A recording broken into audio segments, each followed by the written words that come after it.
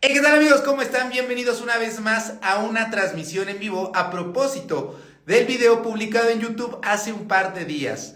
Norma Lisbeth, el caso de esta niña que desafortunadamente falleció debido al bullying al que fue sometida por una de sus compañeras, a Sara Ailín. Pero ¿quién es el culpable de toda esta situación? ¿Fue realmente a Sara, esta compañera que golpeó sin cesar a Norma Lisbeth? ¿Fueron los papás de esta compañera de Sara? ¿Fueron los profesores que no hicieron nada? A lo mejor la niña tenía alguna condición médica psiquiátrica. ¿Realmente ameritará estar en la cárcel a pesar de ser menor de edad? El día de hoy hablaremos y trataremos de dilucidar quién es realmente el culpable o los culpables en el caso de Norma Lisbeth. Pero como ustedes saben, yo pues hablo de lo que invitados expertos en su área. Tengo al profesor Jaime, a la abogada Marcela y a la doctora Abigail Adame, que ya están aquí con nosotros. Hola amigos, ¿cómo están? Hola, Hola. Hola, ¿cómo hola. están? Ahora ya estamos, ahora sí ya estamos acá Hola. listos para hablar sobre esta cuestión. Muchísimas gracias a todos por aceptar la invitación. Veo que está un poco trabada la. ¿Será que somos muchos? Buenas noches. Hola, buenas Buenas noches. noches. Creo que ya está. A ver, vamos a ver. Listo. Ya está. Cambié la red. ¿Sí? Muy bien, Ah, amigos, bueno. pues ya di la introducción, pero me gustaría que se presentaran. ¿Te parece si empezamos contigo, Marce, para hablar sobre este tema? Hola, muchas gracias por la invitación. Mucho gusto en conocerlos y a todos, que yo sé que tienes una audiencia bien padre. Bueno, mira, yo soy licenciada en Derecho, yo manejo temas en Derecho Penal y Derecho Familiar y trato de socializar el derecho desde hace 5 años, doy asesoría legal gratuita y bueno, y trato como de que entendamos los alcances de la ley y hasta dónde se puede, sobre todo en estos casos que son tan polémicos por ser Muchas menores de edad gracias, y casos Marce. tan Avi, te graves. escuchamos. Hola a todos. Yo soy Abigail Adame, soy médico, soy especialista en psiquiatría y tengo una subespecialidad en trastornos de la conducta alimentaria. Y yo tengo muchas preguntas Perfecto. para Muy todos, la bien. verdad. Te escuchamos, Jaime.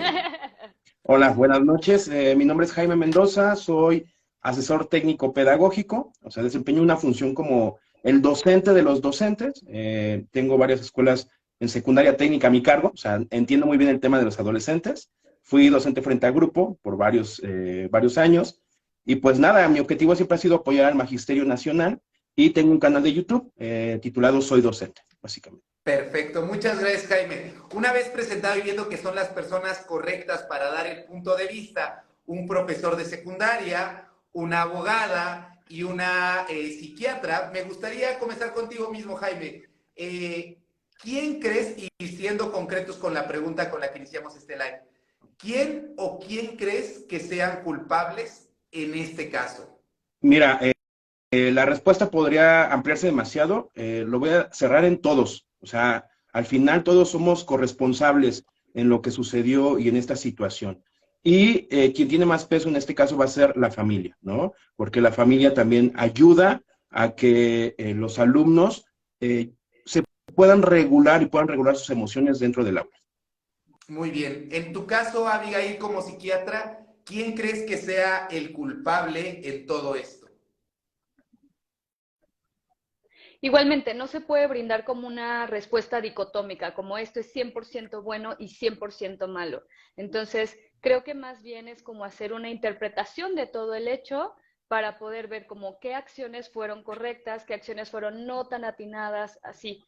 Pero, o sea, brindar una respuesta Muy bien. dicotómica Y no en creo que se tu pueda hacer. caso, Marce, que es quien tal vez se encarga de la parte legal para tomar una decisión, ¿quién sería el culpable o los culpables en la muerte de Norma Lisbeth?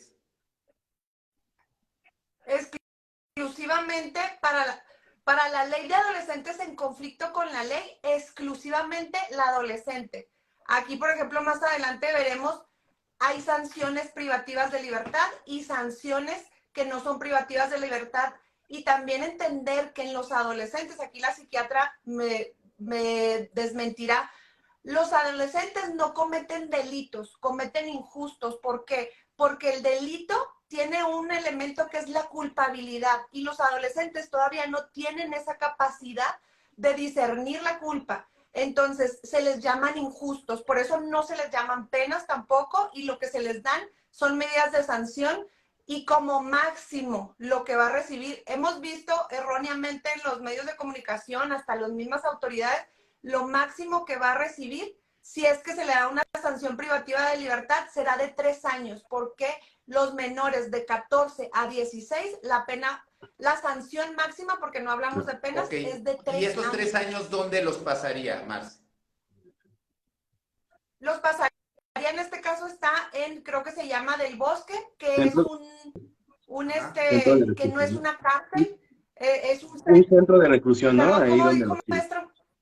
Sí, un centro de reclusión donde inclusive si ella, bueno, ella ya no va a cumplir la mayoría de edad, hay adultas jóvenes que, por ejemplo, cuando tú cometes un injusto a los 17 años y te ponen una pena privativa de libertad de 5, porque, bueno, de los 16 a los 18 la pena máxima es de 5 años, bueno, vas a cumplir la mayoría de edad en este centro de reclusión y te van a separar, pero vas a seguir ahí, no te van a pasar a un cerezo como muy bien. adulto. Y justamente, Abigail, tomando en cuenta esta última declaración de Marce, en donde todavía no tiene este desarrollo neurológico hablando y esta capacidad de discernir la culpa, ¿qué crees que llevó a esta niña o cuáles son los factores que desencadenan el bullying de este tipo de personas a ejercerlo sobre sus compañeros?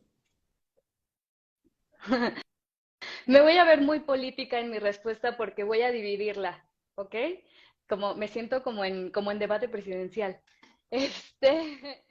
Primero, hablemos un poquito de neurobiología. ¿Qué pasa en el cerebro? ¿Qué pasa en el cerebro adolescente?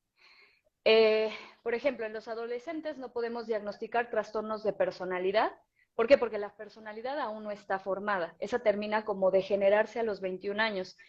¿Por qué a los 21? Porque la corteza cerebral termina de desarrollarse hasta los 21 años. ¿Ok? Ahora, brindar como tal, la verdad es que absolutamente sé nada de leyes, pero como brindarle una interpretación de que los niños y adolescentes no saben discernir entre culpa o entre lo que está bien y está mal, eso creo que más bien depende de cada familia, como bien lo habían mencionado. Reitero, de leyes no sé nada y entonces, bueno, o sea, naturalmente sí debe haber como las cláusulas, ¿no? Eso un poquito hablando del juicio moral sobre cada persona, de decir esto está bien, esto está mal, siento culpa por esto, siento vergüenza por esto, o sea, también como las emociones como intervienen. Y la segunda parte es el acoso escolar. En Estados Unidos o en habla inglesa es bullying, pero en español se llama acoso escolar, que lleva a una persona o a un niño o un adolescente a ser a ser agresor. Entonces, han habido varios estudios, en México hay muy poquitos, pero sobre todo en Estados Unidos y en Europa, donde las personas que son agresores son las personas que tienen más trastornos que se llaman externalizados, que es, por ejemplo, trastorno por déficit de atención, oposicionismo desafiante, trastorno de la conducta. También hay síntomas, bueno, trastornos depresivos y trastornos ansiosos.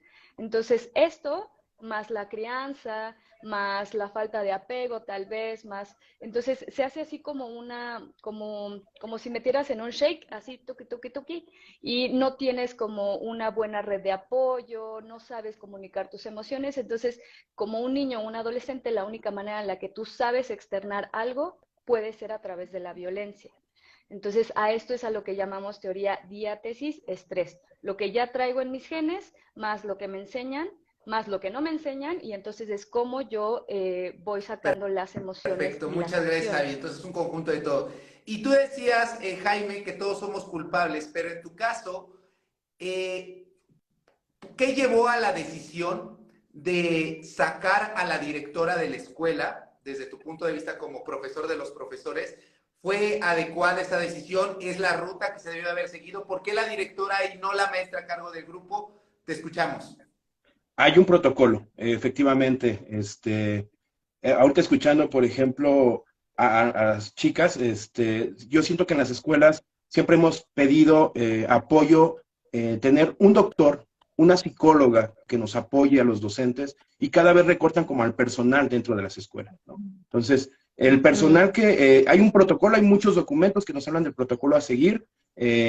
No se ha corrido a la directora, se separó de su cargo para en lo que se genera la investigación, llamémoslo así. Y sí, es correcto seguir esta investigación. Puede ser que a la docente en algún momento también la tengan que separar. Ahorita no lo amerita porque al final hay un grupo que se le tiene que brindar la atención, ¿no? O sea, no podemos dejar al alumno, al grupo también sin clases de la asignatura que ésta sea, porque al final estamos hablando de secundaria y en secundaria, pues somos varios docentes que estamos frente al grupo en ese momento. Oye, y justamente continuando contigo, Jaime, ¿cuáles son las medidas o cuando ustedes como profesores detectan que hay bullying, cuál es el protocolo que deben de seguir, ¿no? Porque es muy común que, vamos a ser sinceros, yo viví bullying, todos vivimos bullying, pero a veces los maestros no hacen nada o incluso hasta contribuyen a ese mismo acoso escolar. ¿Cuáles son los protocolos que deben de seguir los profesores en la secundaria?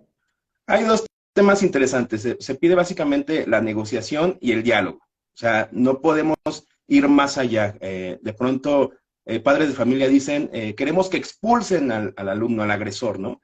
Y regularmente a quien se le da el beneficio de cambiar de escuela, porque hasta eso no se puede expulsar, quien regularmente se cambia de escuela es a la víctima que sufre el hecho, no al agresor. Y de pronto los padres de familia se entiende cuando se enteran, pues están molestos que existe un agresor dentro del grupo, porque si le pasó a un compañero, pues le puede pasar al resto.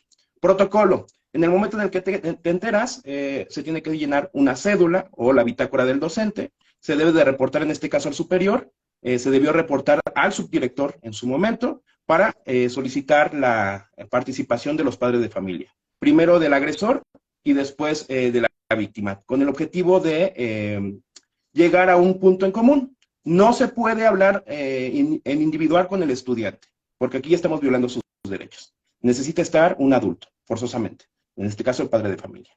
Una vez que se habló en individual, se puede hablar en conjunto para llegar en un punto en común. Eso es todo. Si llegara a suceder que el hecho llega a crecer un poco más, ahora sí tenemos que solicitar la intervención del supervisor o de autoridades correspondientes. Perdón. Ok, entonces este es el protocolo, se tiene que hacer por escrito básicamente, informando a ambas partes. Y en el caso tuyo, Marce, cuando de pronto llega un niño, porque vamos a ser sinceros también, golpeado, ya sea fuera o dentro de la institución, ¿los papás pueden buscar apoyo legal? ¿O qué debería de ser el papá? Si, por ejemplo, en el caso de Norma, ¿qué hubiera sido lo ideal haber hecho desde la vía legal? Mira, aquí tenemos dos vías, una vía penal y una vía civil. Voy a retomar algunas cosas que dijo el maestro. Es muy importante seguir el protocolo que él dijo. Si un maestro no sigue el protocolo o inclusive se llegara a probar, como acabas de decir tú, que contribuyó al bullying, ya hay criterios de la corte donde se les va a sancionar patrimonialmente. Es decir, ellos van a tener que resarcir el daño económico. Aquí, por ejemplo, en el caso de Norma Lisbeth, si se acredita, como se ha dicho en los medios de comunicación, que las autoridades, la maestra, la directora, fueron omisas a pesar de que se les notificó dichas actitudes y ellas no hicieron algo, les pueden tener una sanción o patrimonial. Ahora, ¿qué vamos a hacer? También retomando lo que dijo el maestro, ¿qué vamos a hacer como familia?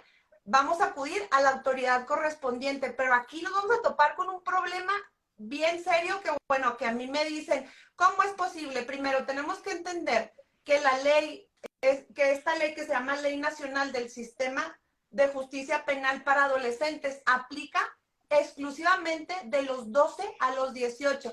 Pero, ¿qué pasa con los casos menores de 12? Por ejemplo, el día de ayer, yo estuve en presencia de una niña de 7 años que sufría bullying por su vecina, y decidió el día 21 de marzo, o sea, el martes pasado, decidió que la quería matar. Entonces, la orca está en los noticieros también, pero no se hizo tan viral, es una niña rarámuri.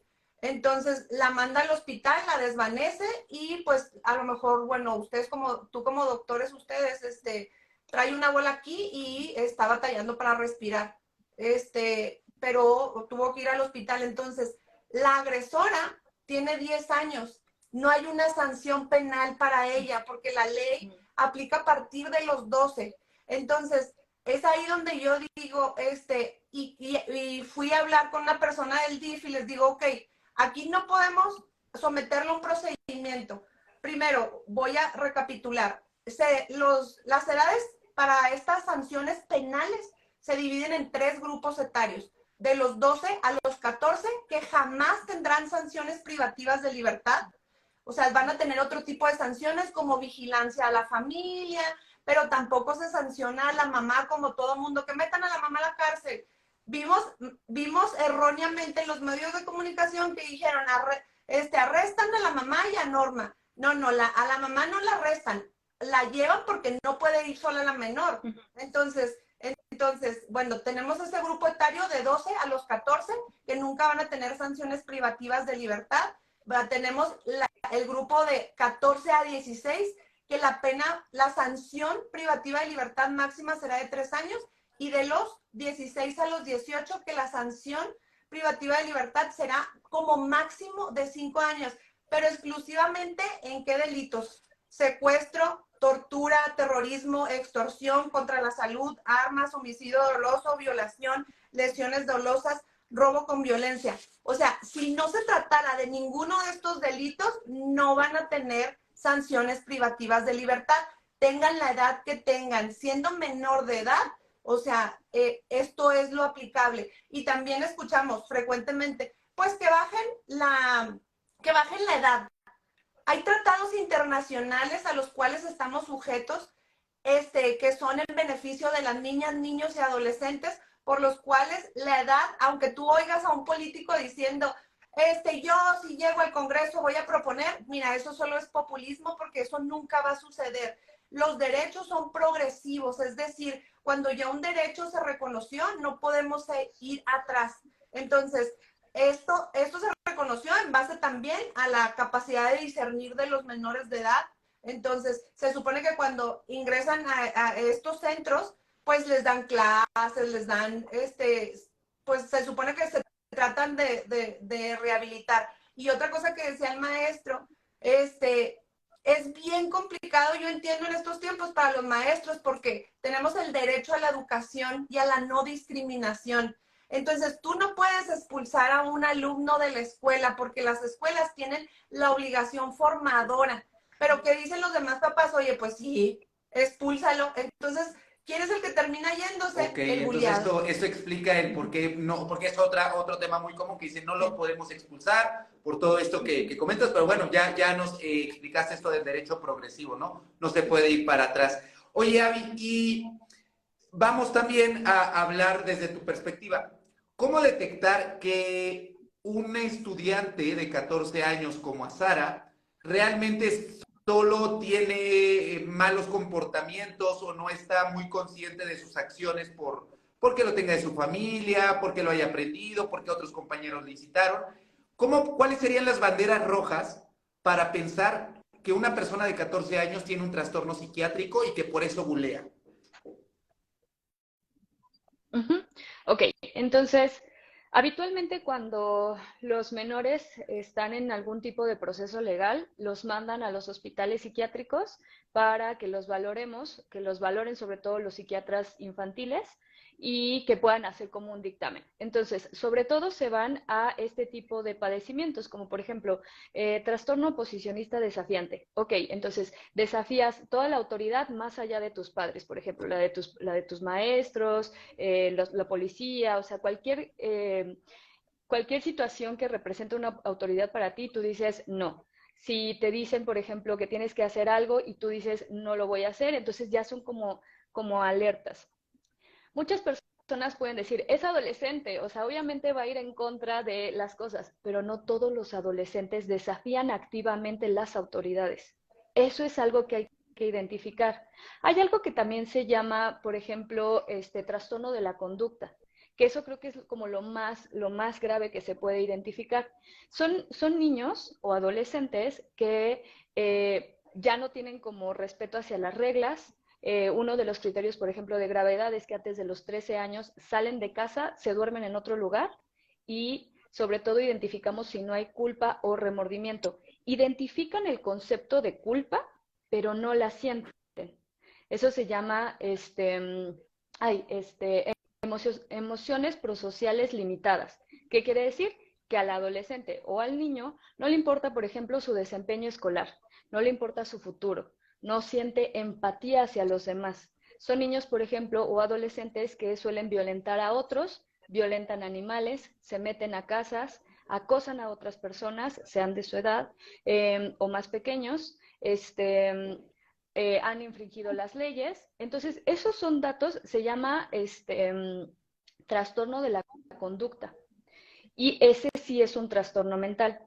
Nosotros entonces vamos identificando todas estas cosas y sobre todo las EPLs, las emociones prosociales limitadas. Al niño o al adolescente no le importa su futuro, no le importa la escuela, no le importa cómo seguir las normas y entonces ahí podemos decir, ok, tiene este trastorno de inicio en la infancia, tiene este trastorno de inicio en la adolescencia.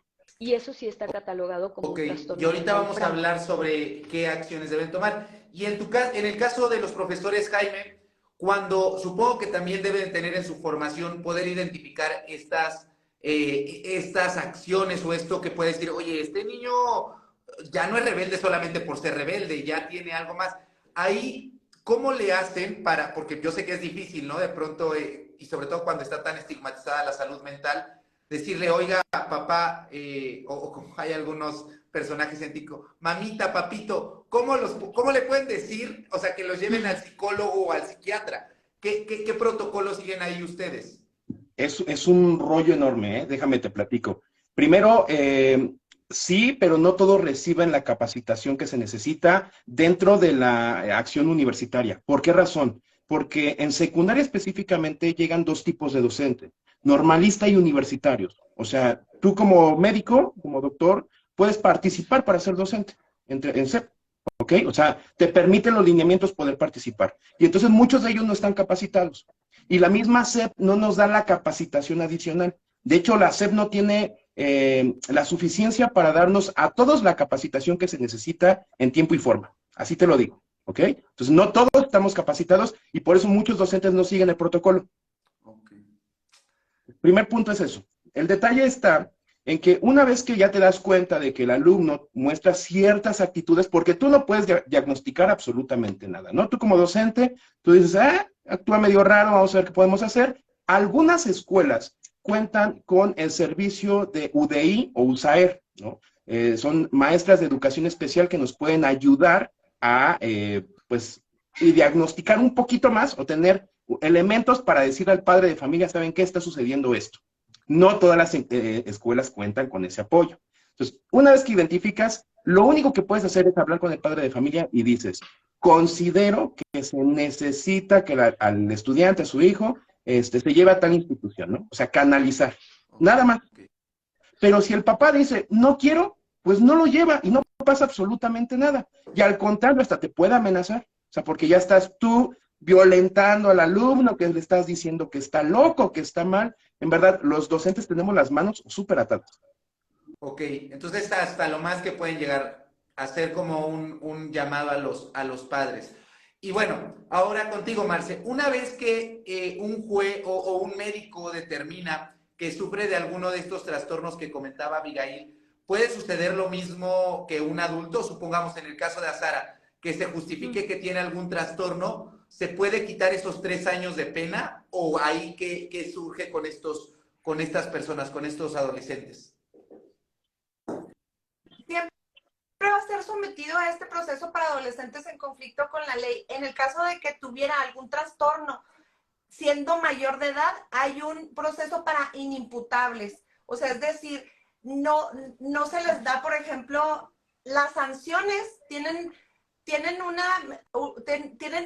la función es protegernos a nosotros, pero cuando una persona tiene un trastorno, lo que hace es que la sanción lo protege a él. O sea, entonces se le manda al médico, se le interna, eso es lo que pasa. Pero, por ejemplo, retomando un poquito, lo que podemos hacer, o sea, nosotros, de lo que estabas preguntándole ahorita al maestro, porque soy bien metiche, no me preguntaron, pero aquí me tienes. Entonces, eso es lo que hace eso una vine. gran abogada. Eso vine. No, Así está que, bien, vas a aquí nos decir, ¿para encanta qué el me invité? chisme, Bueno, mitote. No, es fantástico, entonces, sí. exacto. Entonces te digo, como a mí no me gusta ser de esas abogadas de que les dices, sí, acude, no sé, a ver, no, dame la solución. O sea, tengo un niño que me está chingando al mío, ¿qué hago? Ay, no, es que tiene 10 años. No. A ver, entonces, ¿sabes qué? Vas a ir al DIF, porque si ese niño está haciendo eso grave, por supuesto que ese niño está siendo violentado en su casa y puede estar siendo víctima del delito de omisión de cuidados. Es decir, vamos Para a que se lo mandarle al quiten a sus DIF papás. y vamos a mandarle a la procuraduría. Exacto, porque si sus papás no pueden, pues entonces que puedan las instituciones. ¿Y a dónde vamos a acudir? Tenemos 2 lugares. Podemos acudir a la... es que los nombres están bien largos. A la Procuraduría de la Protección de Niñas, Niños y Adolescentes. Es decir, vamos a ir, o sea, googleen, porque por ejemplo, cada estado tiene un teléfono diferente. Entonces, yo ayer que dije, a ver, ¿qué vamos a hacer con esta niña de 10 años que casi mata a la otra? Ah, no. Oye, yo quiero que vayan y revisen, porque esa niña de 10 años, la verdad, yo no estoy enojada con la niña, estoy enojada con los papás, porque seguramente esa niña está siendo víctima de agresiones y fue y se desquitó con otra niña. Entonces, ¿qué le está pasando? O sea, vayan y revísenla, manden a alguien del DIF. Entonces, hay un teléfono que tú vas a decir, protección del DIF. Entonces, tú vas a llamar y vas a decir, oye, fíjate que en la casa de enseguida, todos los días se oye un niño pidiendo ayuda. Nosotros necesitamos ser metiches, porque te voy a decir que muchos delitos se hubieran prevenido si nosotros decimos, y si puede ser que el vecino no nos salve, pero puede ser que le salves la vida al niño. No sé si se toparon un TikTok donde una chava oía todas las noches gritar a un niño. Lo sacaban al patio y le ponían, y la chava sí, la verdad se tuvo que cambiar de casa. O sea, porque al niño lo revisaron y ahí es donde nos vamos a sentir atados de manos, como dice el maestro también, y como dice la psiquiatra, o sea, porque al niño cuando lo llevaron los papás dijeron, no, es que está golpeado porque es muy torpe y se cayó de las escaleras. Se cayó todos los días, señora. O sea, entonces tenemos que insistir y a lo mejor en este caso sí hacerlos virales de, oigan, ayudemos, pero la chava en este caso, que intentó ayudar a su vecinito, se tuvo que cambiar de casa porque yo hablé con ella y me dijo, no pude hacer más. Entonces, pero ¿qué podemos hacer cuando son menores de 12? Acudir al DIF, que exista una supervisión de la familia para saber qué está pasando con ese niño que está siendo violentador en la escuela. Quisiera dar un comentario como justo tomando en cuenta lo que dijo la abogada. En toda esta dimensión de buscamos una causa que no la vamos a tener así como A más B y por eso nos dio esto, o sea, no lo vamos a tener. Pero tenemos una dimensión, una constelación de cosas que suscitaron en este evento. Entonces, por ejemplo, esto de los padres, ¿no? O sea, muchas veces, y esto creo que lo sabemos todo el mundo, nadie nos enseña a ser papás. Nadie nos enseña a realmente como enseñarle a una criatura de que, oye, esto se llama enojo, esto que estás sintiendo se llama tristeza, esto que se llama frustración y puedes arreglarte así, puedes canalizarlo así. Entonces, nadie nos enseña. Parte de las cosas que viven las personas, los niños o adolescentes que son violentadores, es que los padres suelen invalidar las emociones. Entonces, oye, ¿por qué te sientes triste si tienes todo? Si tienes comida, si tienes techo, si tienes... No tienes por qué sentirte triste. Entonces ese niño crece reprimido, crece frustrado. ¿Y dónde se desahoga? En la escuela. con las personas que son como un poco más vulnerables que ¿no? Entonces, reitero, no tenemos como un único factor, pero justo tomando en cuenta esto que dice la licenciada de que, pues, si los padres son negligentes, entonces las instituciones tienen que entrar y apartar, retirar Muy bien, a entonces ese ya padre. tenemos un tip que les puede dar a ustedes como profesores. No puedo hacer nada, pero por debajo del agua le puedes ir al papá del buleado, oiga, pero vaya al DIF, acúselo de que sus papás no lo educan correctamente. Eso puede ser una buena opción. Uno a veces tiene que ser metiche y pues no saltarse ciertas cosas, bueno, sí, saltarnos ciertos protocolos, que yo lo viví en el IMSS, seguramente tú en Derecho, todos como médicos hemos hecho cosas que no deberían de ser, pero es en pro de ayudar a las personas. Y yo sé que tienes que ir, Jaime, pero ¿algún mensaje final que nos tengas que decir? Sí, varias cosas. Miren, tratemos de... yo me comuniqué con Octavio debido a que en su video menciona que los docentes no hacemos nada. Y entonces, de por sí, la revalorización del magisterio está por los suelos. O sea, imagínate un docente de secundaria, ¿no? Que no sé si ustedes recuerdan cuando estaban en secundaria, pero tenían 40 compañeros, 45 compañeros, ¿no? Para un profesor que tiene 50 minutos con ellos. Y además, pues tiene que evaluar, tiene que calificar, tiene que hacer su clase. O sea, son varias cosas que nos ponen. Tenemos, en verdad, dentro como docentes una carga administrativa mayúscula.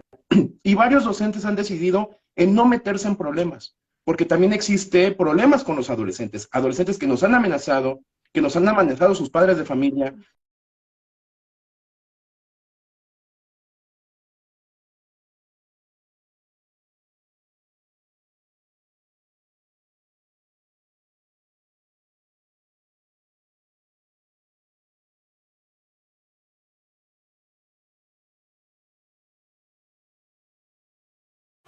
Ese es un tema que mencionamos, que no platicamos y que es importantísimo. Tenemos que ir también como docentes al psicólogo, pero con nuestro salario tan bajo, o sea, lo voy a mencionar, la quincena del docente es de 4,200 pesos. Esa es la quincena de un docente, ¿no? Entonces, pues no te alcanza como para ciertos elementos adicionales. ¿Qué hacer, maestras y maestros? Pues respeten el protocolo, recuerden que es importante seguir el protocolo. La SEP, justo cuando yo subo mi video hablando del tema, subió una infografía que dice que para reportar algún tipo de acoso contamos con las siguientes líneas, entonces nos dieron unos teléfonos que vienen también en los documentos que debemos de manejar como docentes, ¿no? Agradecer en verdad por todo el apoyo y pedirle también a la abogada que me diga en qué ley viene, que si no seguimos el protocolo, pues vamos a ser sancionados patrimonialmente, porque, repito, esos temas no lo sabe el magisterio. Entonces eso trata... Lo tengo en un reel, es un criterio de la Corte de una resolución justo, es un caso de una maestra que, bueno, en este caso la maestra incitaba al bullying y la mamá, era una escuela particular, entonces la mamá demuestra ante la Corte que, o sea, primero se va a primera instancia, ella pierde, se va a apelación, pierde y gana en la Suprema Corte, donde se le vulneraron sus derechos a la educación al niño y que la maestra no había hecho nada. Entonces, justo eso que dice el maestro, o sea, ¿qué puedes hacer como mamá? Seguir los protocolos como maestro, acreditar que seguiste los protocolos, que lo canalizaste, o sea, como maestro, ser también bien meticuloso, sobre todo por protegerse ustedes, o sea, aquí, por ejemplo, en el caso de Norma Lisbeth, yo quiero ver que la directora me diga, oye, yo sí lo comuniqué a la SEP, yo sí seguí los protocolos, yo sí le recibí en un buzón de quejas su bullying y se le atendió. Al contrario, lo único que vi que llegó Norma Lisbeth y dijo, necesito ayuda, y que la directora le dijo, ahí la dejó sentada, y le dijo, espérate aquí tantito, ahorita vengo, y no volvió, y Norma Lisbeth pues se fue. Entonces, ahí donde tenemos acreditado, los papás están acreditando que ellos acudieron a las autoridades, o sea, también eso que muchas veces, yo no estoy de acuerdo que muchas veces, mi hijo, devuélvasela, y si tú no se la devuelves, yo en la casa te voy a pegar, por favor, papás, no hagan eso. O sea, tenemos que seguir, oye, vas con la autoridad, y la autoridad tiene que resolver. Entonces, si tú acreditas, pero pero ahorita te mando el link de esa, Y, y, de y ese criterio. agradezco a los tres por esta oportunidad. Yo tengo que irme porque tengo un podcast que se supone que grabamos, hablamos de cosas de los docentes, yo creo que vamos a ampliar también el tema. Muchísimas gracias y nada más cuídense mucho docentes y recuerden seguir protocolos, porque si no, lo dije también, nadie va a luchar por nuestro trabajo, ¿no? O sea, los únicos que vamos a luchar por nuestro trabajo somos los docentes.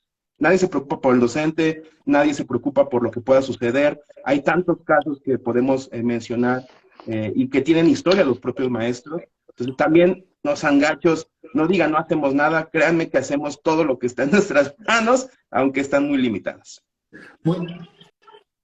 Nomás no digan pues vayan y díganle a su mamá, tiene la culpa. Sí. Creo que es una mesa de 4 patas y todos tenemos corresponsabilidad, caso maestro, escuela. Muchísimas gracias, Jaime. Nosotros vamos a continuar y espero que haya una segunda parte. Cuídate mucho, Jaime. Nos vemos, bye. Ahora continuemos con nosotros, Avi. Oye, esto que decía sobre cómo poder defender, qué deben de hacer los papás y qué actitudes ante un niño, ahora la otra parte, ante el niño bulleado. ¿Qué deberían de hacer? ¿Cómo las banderas rojas de que mi hijo está siendo bulleado y cómo puedo ayudarle yo? Claro, ¿me ven bien? Yo voy los a escucho mover el bien, pero internet, no pero los te veo. escuchamos. Déjame, voy a mover el internet. Ok, vale. Ok, ¿qué banderas rojas podemos ver en un niño que probablemente sea receptor de bullying? Síntomas depresivos, pero los síntomas depresivos en los niños y los adolescentes no son los mismos que en los adultos. Un niño difícilmente te va a decir, ay, hola, me siento triste, porque apenas está conociendo las emociones. Entonces, vamos a ver a este niño o a este adolescente irritable, enojón. Esa es una bandera roja. Un niño no es habitual que un niño o un adolescente sean irritables, ¿ok? Ahora, alteraciones del sueño, del apetito, eso también son como banderas rojas. Que decida evitar ir a la escuela, o sea, que busque propositivamente no ir a la escuela, también bandera roja. Muchas veces estos criterios son como, es internista, no alcanza para pagar, qué feo. Muchas veces podemos decir que estos criterios son como un poco utópicos, ¿no? Porque ¿quién no tiene un mal día? Pero cuando estos síntomas están durante un largo periodo de tiempo, cuando este niño ya no está disfrutando salir a la calle, salir a jugar, cuando este niño ya no está rindiendo bien académicamente, cuando ya está irritable todo el tiempo, ya no está durmiendo bien, ya no está comiendo bien, entonces son datos rojos que tenemos que estar vigilando. Ahora, también un poquito de lo que estaba diciendo ahora previamente, antes de olvidarlo, dijo la abogada, porque va la mamá y también se mete. Recordemos que sobreprotección también es una forma de violencia hacia los menores. No olvidemos eso, porque no les estamos dando las herramientas para que ellos mismos se defiendan y aprendan a tolerar la frustración, aprendan a sobrellevar las emociones. Recordemos, las emociones no se controlan, no son buenas ni malas, no tengo que reprimir este enojo, tengo que aprender a sobrellevarlo. Pero ¿qué pasa si viene mi mamá y todo el tiempo está sobre el maestro de que, ay, pásela, y de que, ay, que... Entonces, estamos sobreprotegiendo y la sobreprotección es una forma de violencia. Ahora, partiendo de esto que decía Avi, de que a veces los papás pues dicen, ay, pues que se aprenda a defender, que se aprenda esto. ¿Los papás de Norma Lisbeth también son responsables? Marce. Yo pensé que Abby. Legalmente no van a tener una responsabilidad, ni siquiera civil, porque muchas veces decimos, pues que los papás paguen, que paguen el hospital, que paguen las lesiones, o sea, en el caso de otros tipos de delitos. Los papás no, inclusive la ley de menores en conflicto con la ley contempla que el menor tendrá que pagar con sus posibilidades, o sea, ¿cuáles son? Pues nulas, ¿no? Entonces nos quedamos con la víctima sin tener una resarcición del daño, porque bueno, tenemos que saber que uno de los derechos de la víctima es que se le devuelva al estado en el que se encontraba antes de haber sido vulnerado, que bueno, es casi imposible, pero generalmente incluyen estas penas el pago de terapias psicológicas, el pago, por ejemplo, de todos los gastos que hayan generado el delito que se le ocasionó, pero no se le va a poder, por ejemplo, embargar un bien al papá o solicitar que el papá, no, la misma ley establece que el menor es el único responsable. Sin embargo, por ejemplo, como les decía ahorita, podemos decir, investigar un poquito más allá y qué está pasando. Hay un delito que se llama omisión de cuidados y los papás, si por ejemplo ellos están viviendo una omisión de cuidados, de que no están siendo atendidos y por eso ellos están teniendo esta reacción violenta, pues se les puede retirar. Inclusive hay una complicación también como para que se les vuelva a regresar al hogar. Ahorita también estaba leyendo los comentarios, le hablas al DIF y lo regresan. Pues sí, sí pasa. O sea, sí pasa porque, por ejemplo, ayer justo que fui a visitar a esta niña, me comentaban de un caso donde a una familia, haz de cuenta que encuentran al niño con el 80% del cuerpo quemado, ya cicatrizado, o sea, de que estaban en omisión de cuidado a un bebé con de 5 meses que parece de 1 mes con esto hundido porque lo dejaban abandonado. Entonces lo retiran del domicilio, sí, se los llevan, pero todavía tienen que llevar un proceso de pérdida de patria potestad, porque yo decía, bueno, pues que lo pongan en adopción, ya no. O sea, para poder un niño estar en adopción, tiene que hacérsele un juicio de pérdida de patria potestad. Entonces, ya muchas veces los papás, pues empiezan a defender y a solicitar ayuda y algunas veces yo los llevo a ver virales en los medios de comunicación de me quiere el DIF quitar a mi hijo y mira, cuando no sabes el contexto que fue por omisión de cuidado. Entonces realmente el DIF ya tiene una familia que quiere adoptarlo, pero es ahí donde los niños pues se quedan en el limbo sin regresar con la familia, afortunadamente, porque en esos casos están en riesgo. Me contaban también de otro caso donde retiran a unos hermanitos, que ahorita, por ejemplo, el DIF está tratando de cuidar mucho la protección de los niños y a los hermanitos no los separan, ya los dejan juntos, aunque uno cambie de edad, los dejan donde está el menor, o sea, porque se dividen también en los cuidados por casa cuna, según las edades. Entonces, regresan, la familia toma terapia, supuestamente se concientizan, se rehabilitan, o no sé cómo se diga, psiquiátricamente. Entonces, lo regresan a la familia y luego como al año regresa el hermanito y preguntan las enfermeras, ¿y qué pasó con la hermanita? Murió, la mataron a golpes. O sea, sí, lo retiraron del domicilio, lo regresan. O sea, todos estos casos que te estoy contando, mira, se me pone la piel chinita, no son historias de mentiras, son historias de la vida real. Entonces, sí, lo regresan a la familia y ya no vive. O sea, les digo, ¿cómo vives en el DIF con estas historias? Si yo, cada vez que atiendo víctimas de la violencia, hay momentos en los que digo, ya no, o sea, hoy necesito no seguir escuchando historias tan tristes. Yo no sé ellas que los ven directamente, yo los atiendo de manera gratuita por Instagram y por Zoom en algunas ocasiones, pero yo que no, muy pocas veces tengo contacto físico, no puedo con las historias. Entonces, o sea, porque la ley pues tiene cierto alcance y no es una varita mágica como aquí muchos dicen. O sea, es verdad que las autoridades, los maestros tienen limitantes y legalmente, hijo, la justicia muchas veces no es rápida ni es gratuita, porque la justicia muchas veces la tienen quien puede Así pagar es. un abogado. Te escucho. Abogada, ay, perdón, voy a interrumpir, me la he pasado interrumpiendo. Abogada, ¿sabe cómo se llama eso? Cuando una persona está tratando continuamente personas receptoras de violencia y de repente ya empieza a desarrollar como, ya por favor, un límite, eso se llama trauma, Okay. ¿Perdón? Pensé que burnout, yo dije, es que sí. Más trauma. o menos, Okay. más o menos, pero ya dirigido así como usted lo mencionó, eso se llama trauma vicario. Pasa mucho en psiquiatras, psicólogos, en paramédicos.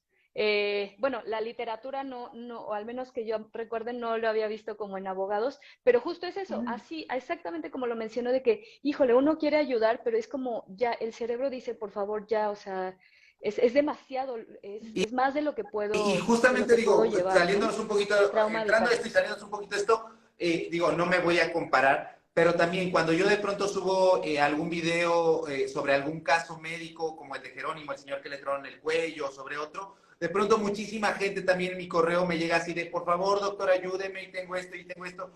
Al final, entiendo que también por salud mental, pues no debo de ver todos esos mensajes porque al final termina mermando la salud de la persona, la salud propia, la salud emocional. Pero volviendo a este caso de Azara y de Norma. Entonces, siendo concretos, en la parte legal, lo que va a suceder es que probablemente se quede 3 años en esta Casa del Bosque, allá en el Estado de México.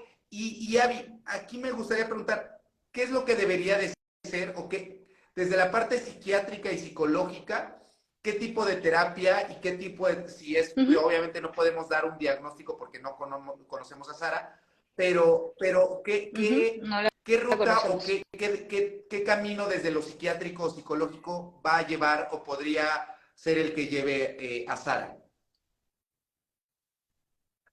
Ok, tomando en cuenta, número uno, no conocemos el caso, no he entrevistado a la persona, pero vamos a inferir algunas cosas, ¿va? Entonces, de acuerdo a los testimonios que están en internet, entonces esta niña acosa, ha amenazado y ha intimidado a otros. Ha iniciado peleas. Probablemente haya utilizado un arma que pudiera generar daños. Ha ejercido crueldad física hacia personas. Ha iniciado peleas. Entonces, estos son criterios graves de trastorno de la conducta, como bien lo había mencionado. ¿Qué dice la literatura? Híjole, la verdad es que es bien determinista y tal vez un poco triste. Cuando son personas con trastorno de la conducta grave, solo hay 2 opciones: reformatorio o como cárcel o la militar. ¿Por qué? ¿Qué necesitan estos niños? Necesitan estructura alta y rígida. Nada de mi amor, no lo hagas porque no, eso ya no funciona. Hace un momento, casi al inicio del en vivo, vi un comentario que decía, son niños locos, ya no hay que hacer nada por ellos. Eso no es cierto. Eso es parte del estigma, ¿de acuerdo? La locura, finalmente, ¿qué es la locura, no? No es que sean niños locos, sino que simplemente no los han sabido guiar bien los padres, moralmente, por un lugar moralmente aceptado, ¿no? Entonces, para este caso sería reformatorio o militarizado, una Y escolaridad así. esto No se hay de puede otra. llevar, por ejemplo, en la parte legal, o sea, decir, si un psiquiatra dice, oye, yo llegué a esta conclusión, debería de estar en la parte militar o dentro del mismo reformatorio ahí se lleva a cabo esta parte de reformar la conducta, o qué se hace ahí, Marcio. Ah, Habitualmente es militarizado cuando no hay como ok. un delito.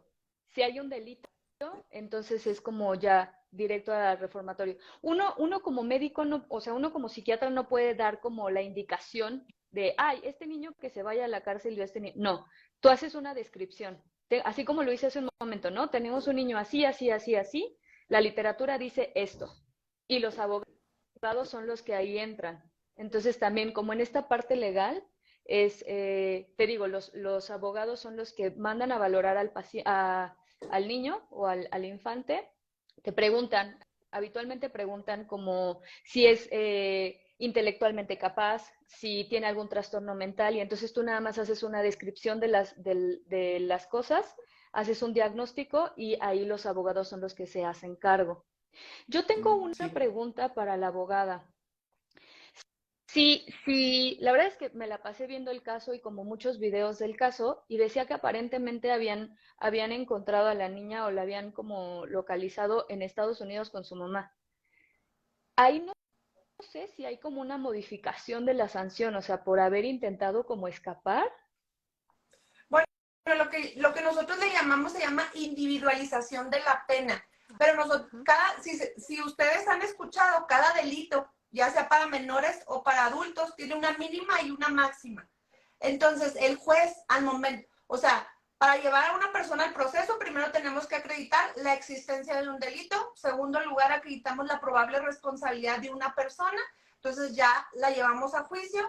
Entonces, una vez que ya es sentenciado porque los medios de prueba, no hay duda de que esa persona cometió ese delito, se le va a sentenciar. Entonces el juez, eso es una parte de su trabajo, que de la mínima a la máxima, él va a determinar y va a individualizar la pena. ¿Qué se toma en cuenta? Justo eso, los momentos posteriores al delito, es decir, ¿qué pasó? Ahorita justo estaba haciendo un video donde vemos una persona, ese también tiene consecuencias médicas, unos niños que son arrollados en Hermosillo, Sonora. Vemos pasar a la persona a alta velocidad y los deja, o sea, hace omisión de cuidados, o sea, omisión de auxilio, perdón. Entonces, esto se toma en cuenta. Ella trató de fugarse. Entonces, de los 3 años como máxima que le toca, yo considero que a ella, por la intensidad de la gravedad, porque además se sabe que le estuvo pegando con una herradura, o sea, ella no bastó con someterla. Y con había el conflicto, bueno, la duda entre si era una piedra o una herradura. A mí ahora que yo he visto las fotos, digo, todo puede ser, o sea, sí puede ser una herradura, porque sí vi la forma, pero ¿sabes qué? También a la vez de herradura, yo le vi la forma también de un pandero, y no sería raro porque en las secundarias también existen panderos.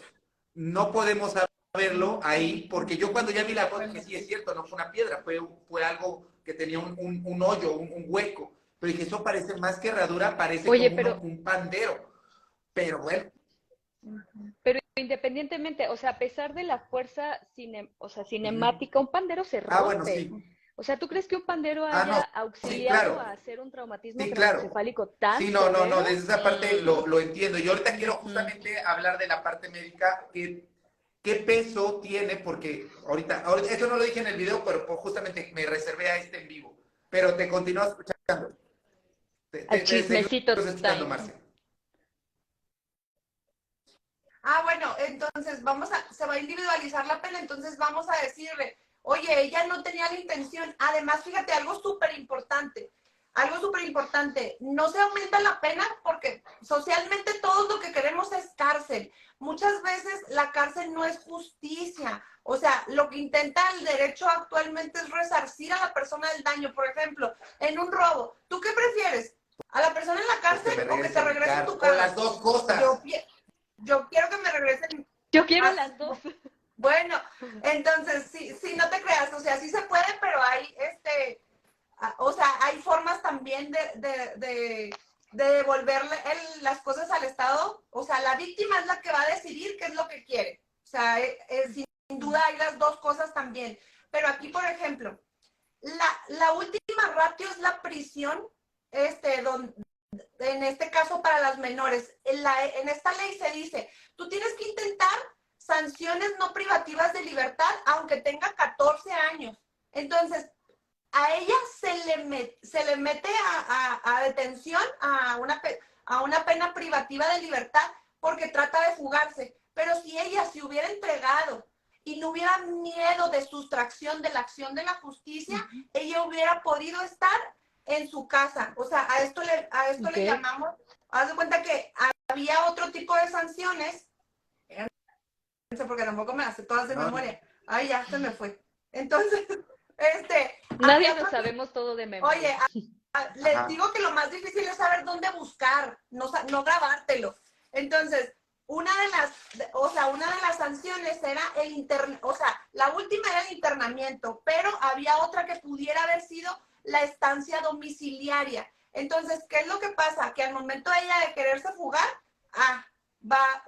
hubo miedo de sustracción de la justicia, pues métela. O sea, ella ya no tenía posibilidad de pedir una estancia domiciliaria o pedir o sea, ahí haz de cuenta que en menores desde la amonestación de, oye, échale ganas, pórtate bien, te vamos a andar revisando en la familia. O sea, al momento de que ella actúa así, si yo hubiera sido su abogada, le hubiera dicho, vente, yo te voy a presentar y le voy a decir al juez o a la jueza, mira, aquí está, quiere responder por su conducta, no la internes. Y además, en el internamiento en adolescentes también hay internamiento parcial, es decir, hay algunos a los que se les deja salir de lunes a viernes a la escuela y los viernes los internan. Entonces, ella perdió toda esa posibilidad. Por eso hay que hacerse responsables de lo que cada uno hace. Y asesorarse, Y de justamente asesorarse aquí con hablando de un abogado. responsabilidad, Sí. yo quiero hacer esta intervención que va a ser un tanto, pues no polémica, pero bueno, estamos de acuerdo que le dieron un golpe. Desde mi punto de vista, yo lo dije en el video, debieron de haberle hecho una tomografía. Yo me puse a investigar y este centro de salud, pues es eso, un centro de salud de Secretaría de Salud, no es IMSS ni es ISSSTE.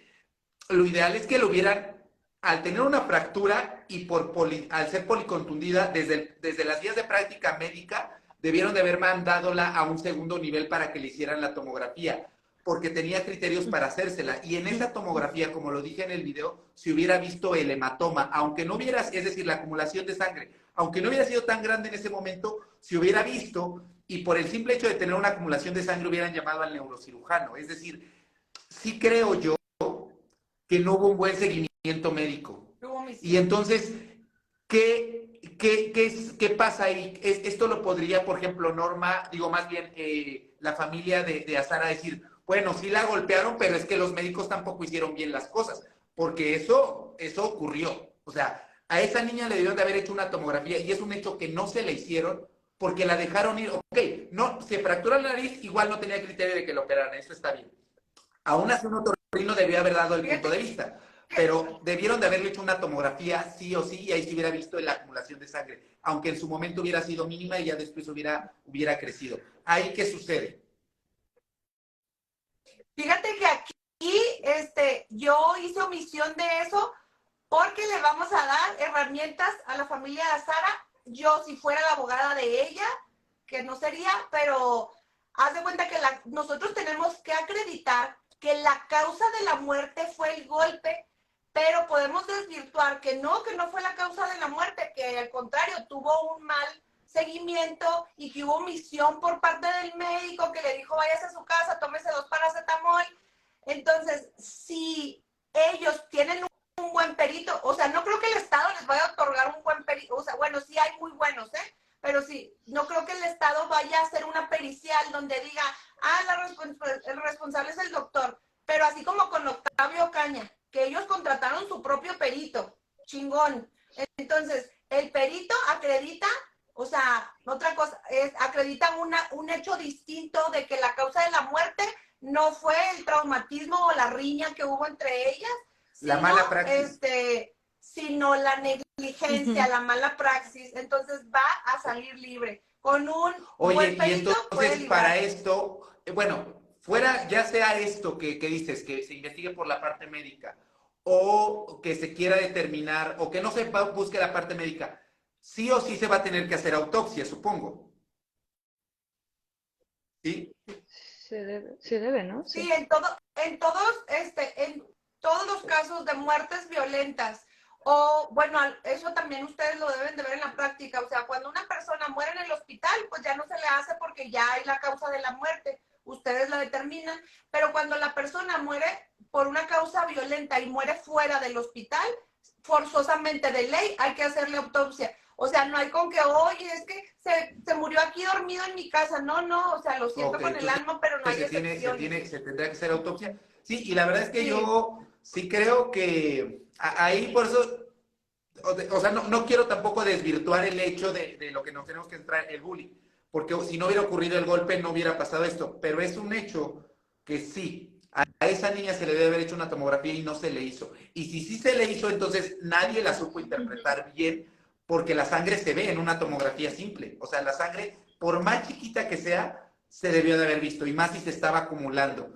Entonces, pues bueno, y en el caso ya, para ir finalizando, Avi, ¿qué recomendaciones das tanto para los papás de bueno, ya lo dijiste hace rato, ya dijiste los papás de un niño buleado, pero las recomendaciones para los papás que también prendan las banderas rojas de, oye, mi hijo no solamente es malcriado, tiene algo, o qué puede hacer para saber y determinar si realmente nada más está pasando por una rebeldía o hay algo psicológico o psiquiátrico? Acá es un poco difícil, un poco tiene como truco la pregunta, porque habitualmente el niño es el reflejo del padre. Entonces, si tengo un niño muy irritable que desafía las normas, es porque lo aprendió de una figura de autoridad llamada padres o cuidadores.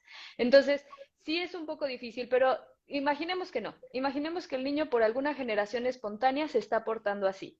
Entonces, es identificar más o menos qué emoción está experimentando, como todo el tiempo está muy enojado. Ok, entonces sí hay que llevarlo con un psicólogo, de preferencia con un psiquiatra de niño y adolescente, para que identifique si hay un franco trastorno depresivo, por ejemplo, o si hay, por ejemplo, que sea un niño que todo el tiempo se está moviendo, a lo mejor llega a ser violento, así como hacia sí mismo o hacia objetos, que tiene problemas en la escuela. Entonces, a lo mejor es un trastorno por déficit de atención, o sea, pero sí es importante ir con el psiquiatra para hacer un diagnóstico certero.